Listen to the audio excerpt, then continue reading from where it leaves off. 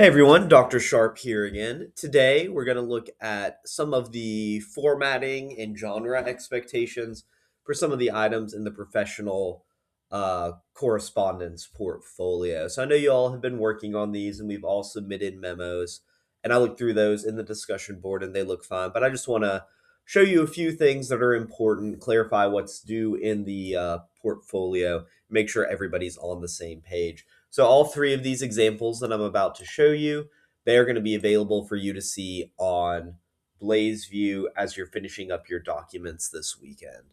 So let's look at a memo. I got this from the San Jose State University Writing Center. It gives you a little overview of what memos do, all that sort of stuff. We're going to look at the design here because these are the things you may not be familiar with, the design and the genre expectations. So when you're writing a memo, you always have this same four-part header up at the top where it's to. That's who you're writing to. In this case, you're writing two memos. One's going to be to your supervisor. You can make up a name or you can just say supervisor. And then the others are going to be to the people that you supervise, so your employees. From, it's going to be from you. You can put whatever date. And then your subject is going to be related to whichever of those policy changes that you pick that are laid out in the assignment prompt. So once you have this up here, we always have this. The big thing to know about a memo in all professional writing is that we always keep everything left aligned. So this is a little different than you may be used to, because obviously when you write like an academic paper, you indent paragraphs and things like that.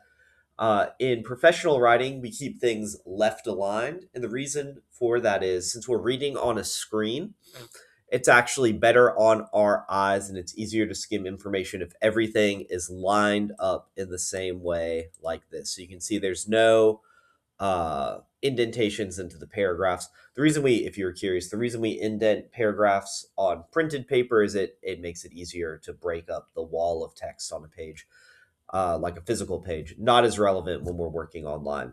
The other thing I like about this memo is it does something that's very conventional in professional writing, which is to keep your paragraphs very, very short. Whenever you're sending an email, writing a memo, something like that, you don't really want to have paragraphs that go longer than 4 lines. And the reason that we do that is, again, we want to make our documents easy for our recipients to skim at a glance. If you have big, long paragraphs, it can be hard for people to read them quickly. They might miss key important information. So the best idea is, 2 to 3 sentences per paragraph. You don't want to go over 4 lines of text on your email, on your memo. You want to avoid that if possible. One main idea, and you can see here the 2, 3, 4, 5. It's connecting back to the introduction, the context, call to action, discussion, summary, closing statement, those sorts of things. The other thing that this memo does nicely is when you have like specific important information, specifically like data and things like that, it's really useful to use textual formatting to emphasize that in some way. And here they're emphasizing that through bullet points. So they have this 56% number, this 38% number, this 58% number. Those are important. That's important information that explains why they're making this policy change. They've set that off using textual formatting. That way, when you just glance at it, you immediately see those numbers, right? That's why we do this kind of textual formatting. This is the same reason that we use bold, when we use italics, underlining. It's to bring attention to specific things. If you are going to use a colon and then textual formatting in a bullet point or a numbered list, technically the correct way to do it grammatically is to use a semicolon at the end here and then a period on the final one. That's a small thing. A lot of students don't really understand what a semicolon is. A colon is like a full stop. A semicolon is a half stop. So if you have a phrase that begins with a colon, you use a semicolon to separate items within that phrase. So that's what I want you to see in the memo. Let's look over at the professional email. So this is just a professional meeting request, but this is relevant to anything that you write. what's going to be important here is when you're writing the email, even though you're writing it in a Word document, you do want to have the textual formatting that you would expect in an email. So you need to include a subject line. I'm not requiring that you make up an email address for whoever you're sending it to. You could put that in the same way you would do it with the memo, right? Where it's like to, it would just be, instead of saying like advertising staff, you would put josharp@valdosta.edu, whoever you're sending the email to.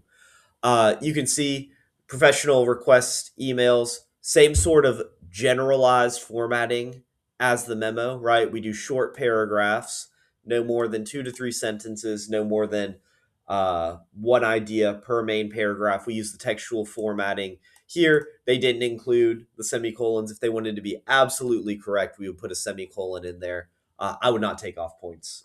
I'm just letting you know what is the technically correct thing. The other thing that you need to remember is to include your signature at the end. So you need to have the subject line, the salutation, whatever the body of the email is, and then you need to have your signature. Uh, there's, I mean, there are wrong ways to do a signature, but generally, like sincerely is always a good way, or best regards, best wishes, thanks, and then your name, your title, your and then your contact info. Obviously, when you have a professional business account, you just set up your email so that this is attached to every single email you send. So I think the emails are relatively straightforward. It's just important that you have a subject line that explains what the purpose of the email is. I get hundreds of I don't get hundreds. I probably get around 30 to 40 emails a day. Having a good subject line makes it more likely that your recipient is going to open up that email. So you want to say what is needed in that subject line. And then, of course, you need to have that salutation. Again, if you're writing professionally, it's always good to just do Dear Mr. Blank. It's just more formal. Of course, you can do like, Hello, Jim, but always err on the side of formality when you're doing professional writing. Then the final thing that we're going to look at here is the complaint letter. So again, same general structure. You can see all these documents have some common things: the short paragraphs, the salutation, the signature at the end. All those things are the same. The only thing that's a little bit different is when you write a formal letter, you normally include your address up at the top. So you can make up an address or you can put your home address. I'm not going to share these with anybody, so it's fine to put your own. They're not going to circulate outside of the classroom. You put the date that you write the letter, and then you put the address of the person that you are writing to. So for this, I do want you to make a real complaint, but if you don't know what their actual address is, you can just make up an address, right? So we're sending this to Mark Smith. This is his job. This is where he works, and this is the place. Uh, you can have a title for your complaint letter, but I don't think that's necessary all the time. You can just go straight into the body of the letter with your salutation. Again, you're making a formal complaint, so it's always better to use Dear Mr., Dear Mrs., Dear Miss. Any of those work.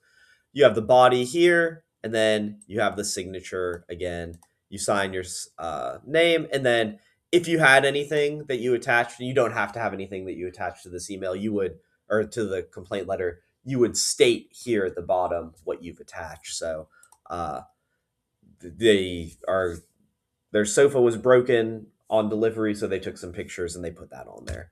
So I just wanted to give you guys an example of what the genre looks like. But to reiterate, the big thing is let's make sure we get the formatting right at the top, because these are a little bit different for each one. You have the to, from, date, subject for a memo. For an email, you have the subject line. And then for a complaint letter, you have your address, the date, and then the recipient's address. Those are all the required things. When you get into actually writing the documents, remember, we prefer short paragraphs. You want 3 to 4 lines per paragraph, one main idea. We want to use textual formatting to emphasize important points, so you can use your bullet points. And then the final thing is each of these has a different type of signature. So for a memo, you just sign your name. For a complaint letter, you just sign your name. But if you add anything in, you would list that at the bottom. And then in an email, the signature is a little bit more developed. You have the closing, but then you also have your title, the place that you work, your email, your phone, your contact info. And the reason that we put that on there is sometimes we'll send an email, but it's better for them to just call us, or they just may want to call us for whatever reason. Having your phone number on there, it makes things easier for everybody, and it facilitates good communication. So the final thing is, remember, you're doing 5 emails, 2 memos, 1 complaint letter, and then 1 response to the complaint letter. I've laid that out in the announcements, but I just want to remind you one last time here. So thanks. I hope everybody does well on this assignment.